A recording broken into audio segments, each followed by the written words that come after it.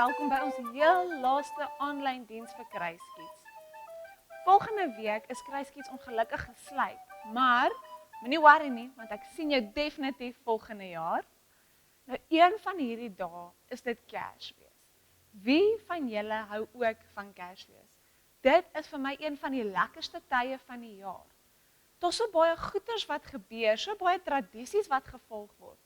Mense maak Kersgeskenke toe, jy kan die Kersboom versier, mamma en pappa vat jou om na die huise wat met liggies versier is te kyk, of julle gaan dalk na een van daardie liggietuine, soos by Emperors, of hierdie jaar het ek gesien die Johannesburg Zoo het 'n liggiefees.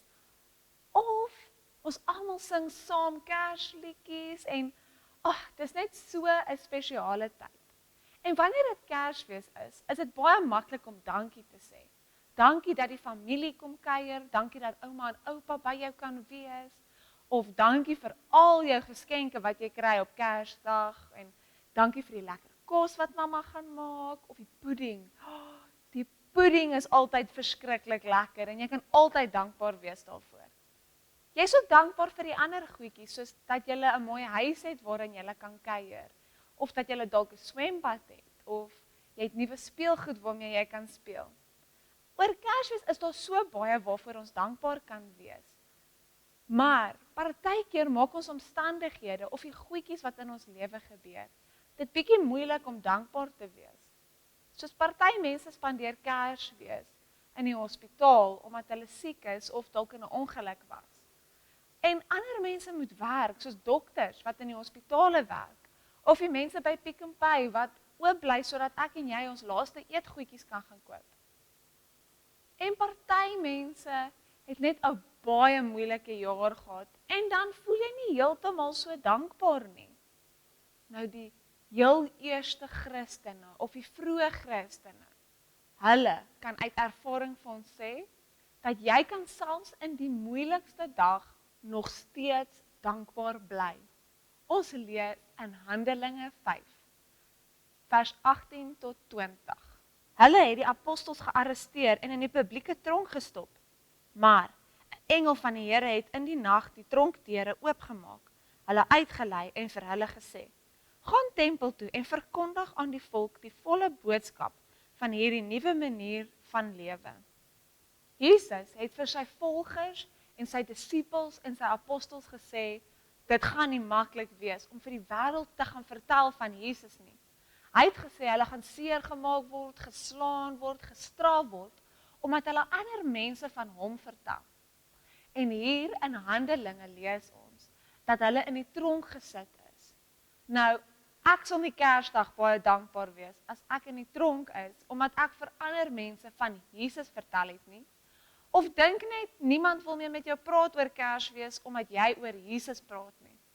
Dit sal verskriklik sleg wees. Maar, toe hierdie apostels uit die tronk uitkom en die engel hulle vrylaat, toe het hulle vir almal gaan vertel. En die meer die Christene gestraf is, die meer het hulle mense vertel. En die meer hulle gevra is om op te hou, die meer het hulle die Here geprys, en die harder het hulle gepraat oor, en die meer mense het hulle vertel daarvan. So, selfs al was hulle gestraf, selfs al was mense baie lelik met hulle, het dit hulle nie gepla nie, want hulle het geweet, daar is 'n God in die hemel, wat hulle lief het, en wat dood gegaan het op 'n kruis, sodat hulle kan ander mense gaan vertel, en hulle sondes vergewe is. En dit was vir hulle genoeg om aan te hou vir almal vertel.